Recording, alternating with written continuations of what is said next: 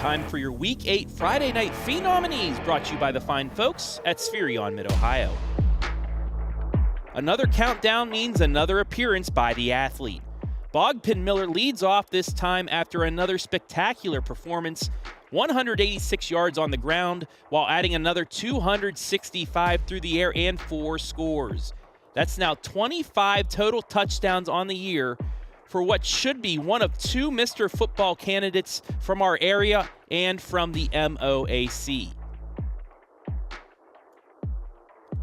Our second nominee is the other quarterback that should be up for the best player in the state, and that's Shelby's Brayden Devito, who helped the Whippets overcome a slow start at the Colt Corral as he finished the day 22 of 30 passing for 489 yards and 4 scores.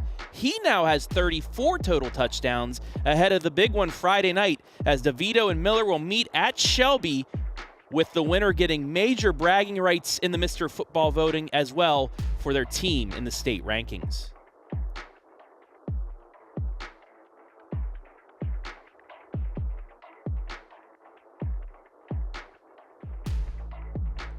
Nominee number 3 still has me shocked because it's a Lucas Cub and it's not for a rushing or defensive performance. Bobby Grover threw 5 times for Lucas, completing 4 for 133 yards and 3. Yeah, you heard that right. 3 passing scores, which I think totals the amount of passing touchdowns in the last 4 years combined by the Cubs. Look out, folks. The Cubbies might be adding another weapon to the RPO arsenal, and that is the throwing ability of one Bobby Grover. Nom number 4 is a rushing performance as Danville's Aidan Burke is back into the countdown, rushing 15 times for 185 yards and a touchdown, which was plenty for the Blue Devils on Friday night as they knocked off Centerburg 12-0 for some major playoff points thanks to a major rushing performance by Aidan Burke.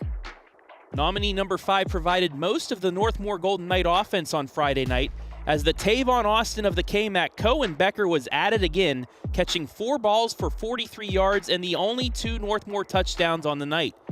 But he provided the biggest play of the night on the defensive end with time running out and Mount Gilead thinking upset and a playoff spot.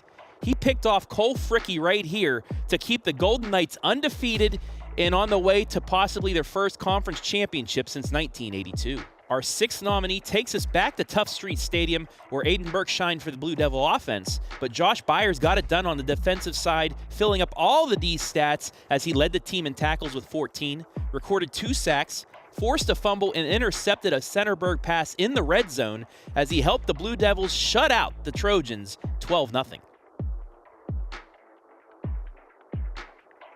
Our final nominee also had us scratching our heads about the Lucas Cubs. They're a passing team?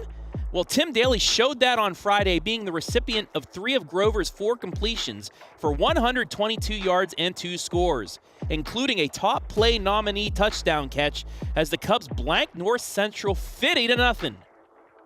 Tim Daley, receiver, running back, getting the Cubs into the win column. I've given you the nominees. Now it's your turn to vote for a winner.